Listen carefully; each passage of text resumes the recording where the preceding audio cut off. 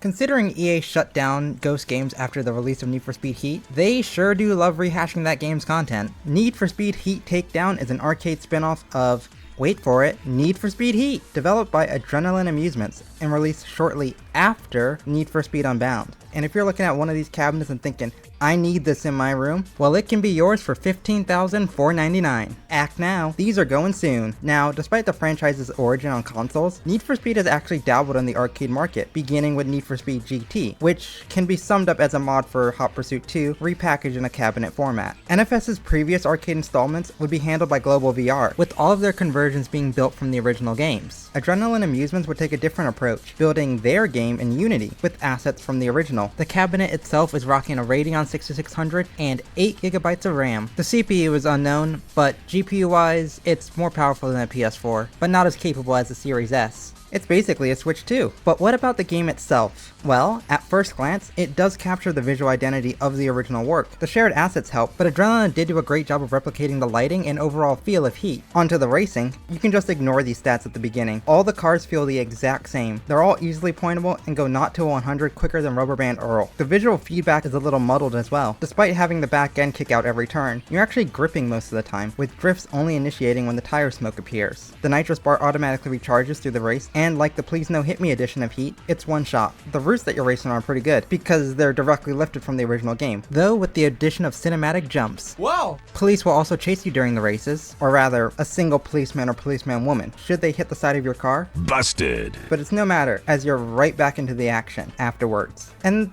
that's kind of the issue with Heat Takedown. It borrows from Heat and borrows the namesake and main gameplay mechanic of Burnout 3 Takedown. Being busted doesn't penalize you, and winning a race doesn't reward you either. That's right. If you've ever played an arcade racer, tell me, what happens after you win? You get another go for free. In this game, you have to pay for every race, irregardless of your finishing position. This is just greedy and quite frankly, offensive. I felt insulted when this screen first appeared, and I'm not even paying for it. The takedown mechanic? You'll hardly use it. The AI aren't a threat, and only side hits, or actually, side taps, count. There's no shunting or psych out mechanics. It's not that deep. And to back up that statement, there is no progression or reason to come back to this game in the arcade as well. It's nice that all the cars have multiple visual configs available to you, but they aren't something that you can unlock for return playthroughs. Like, at the bare minimum, there should have been a keypad or something so you can enter a code to get vehicles that have a higher top speed, because I haven't mentioned it yet, but all cars are limited to 155 miles an hour. Suddenly, 245 doesn't seem so bad, or an unlockable allowing you to carry multiple bottles of nitrous, like in the original Heat. I really find it difficult to see this game making any sort of money in the arcades past that initial play. This game just seems like a bad investment from the development standpoint and from the arcade owners. Though I guess EA gets a nice little royalty check.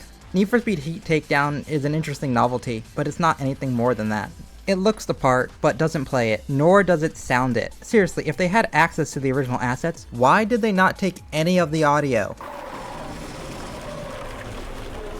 Ultimately, this game is one of the racing games of all time, and without the IP, it has nothing to stand on its own with.